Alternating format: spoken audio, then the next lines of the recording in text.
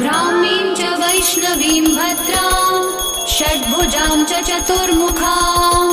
त्रिनेत्रां च त्रिशूलां च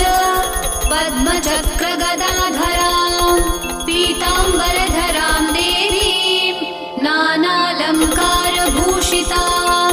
तेजःपुञ्जधरां श्रेष्ठां ध्यायेत् बालकुमारिकाम् ओङ्कारलक्ष्मीरूपेण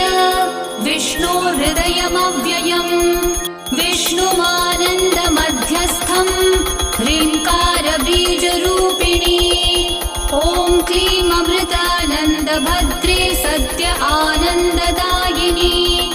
ॐ श्रीं दैत्यभक्षरदां शक्तिमालिनि शत्रुमर्दिनी तेजःप्रकाशिनी देवी वरदा शुभकारिणी